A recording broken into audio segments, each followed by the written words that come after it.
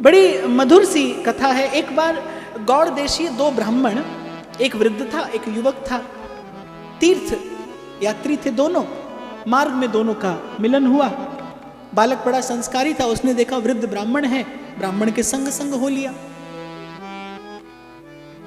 बड़ा सेवाभावी ब्राह्मण वृद्ध भी था, अशक्त भी था, और उस युवक ब्राह्मण ने बहुत सेवा की।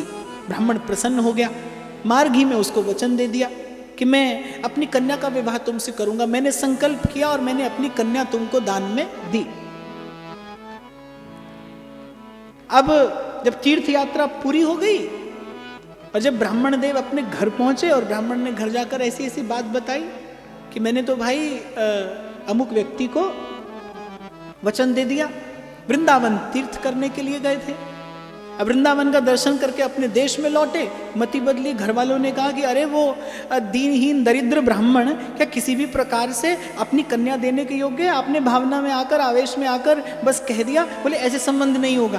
ब्राह्मण को भी लगा कि हाँ भाई भाव के आवेश में कह दिया होगा, तो टाल मटोल करने लगे ब्राह्मण। अब भाई उस युवक को तो स्मरण था और क्यों न रहे।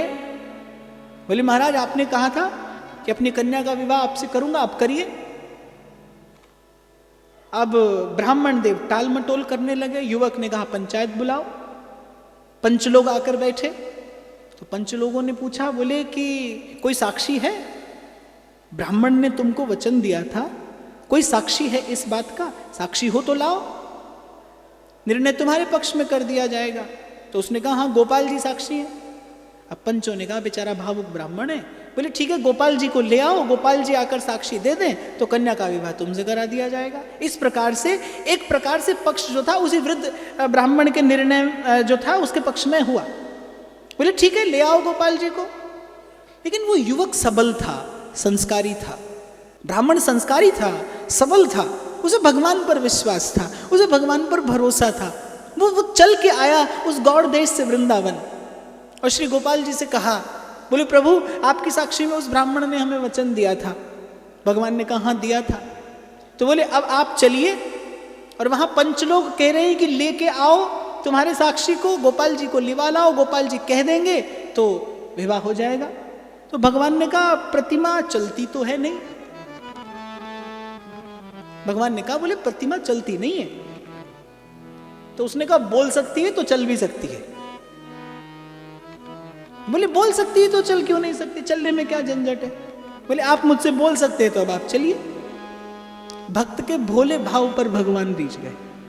बोले ठीक है चलता तो हूं लेकिन कुछ शर्त मेरी भी माननी पड़ेगी। एक तो 2 सेर भोग रोज लगाना पड़ेगा और चना चबैना नहीं खाऊंगा, खीर पूरी बढ़िया भोग लूंगा।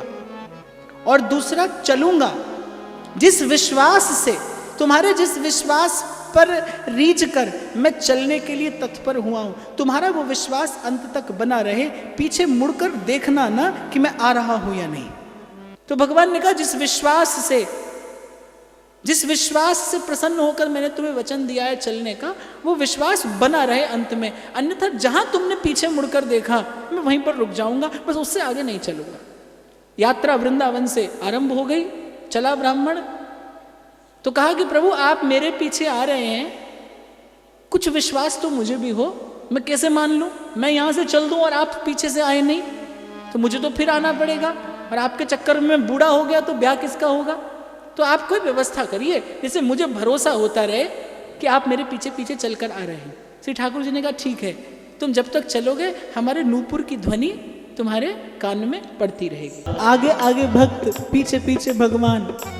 सतत श्री लाल जी के श्री चरणारविंद में बज रहे हैं मधुर मधुर वो नूपुरों की ध्वनि कान में पड़ रही है, मन प्राण झंकित हो रहे हैं। कब यात्रा समाप्त हो गई, जो बिल्कुल गांव के निकट पहुंचा, तो जैसे ही गांव आया और मन में ब्याह का विचार आया। अभी तो ठाकुर जी आ रहे हैं पीछे पीछे, बस इसी आनंद में चला आ रहा है।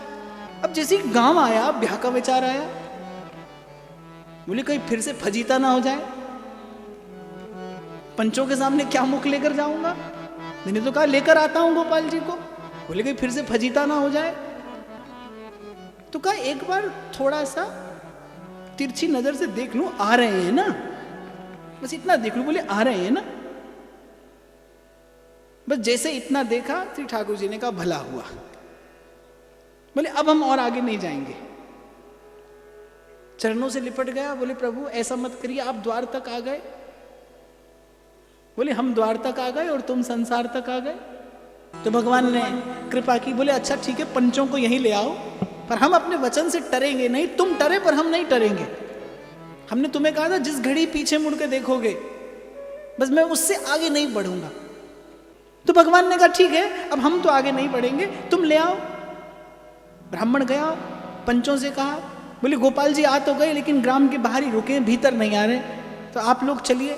अब पंच भी बड़े कौतूहल से गए तो देखा सन्मुख प्रभु का वो ललित त्रिभंग, सुंदर विग्रह, नेत्रों की कोरों से करुणा बरसाते, मुख पर मधुर मंद स्मित खेलती भगवान के, वो भगवान का अद्भुत सुंदर रूप दर्शन किया गांव वालों ने, और भगवान ने हामी भरी, भगवान ने साक्षी दी कि भाई इसने बहुत पूड़ी रबड़ी हमको खिलाया है। अब क्या होता है, जो गवाह होता है उसको दामाद जैसी खातिरदारी करनी पड़ती है उसकी। तो बोले बहुत सेवा की इसने हमारी।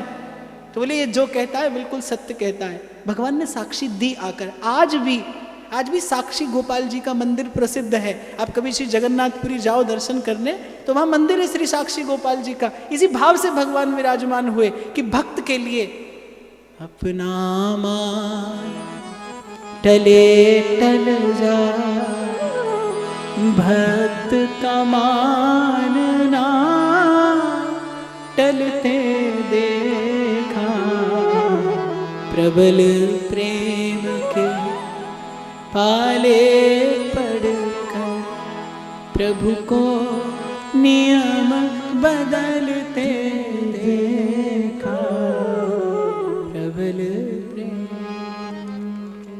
विश्वास जीवंत करता है, विश्वास निराकार को साकार करने की सामर्थ्य रखता है, विश्वास विवश करता है प्रभु को, आपको खोज लेने को, आपको ढूंढ लेने को, आपको स्वीकार करने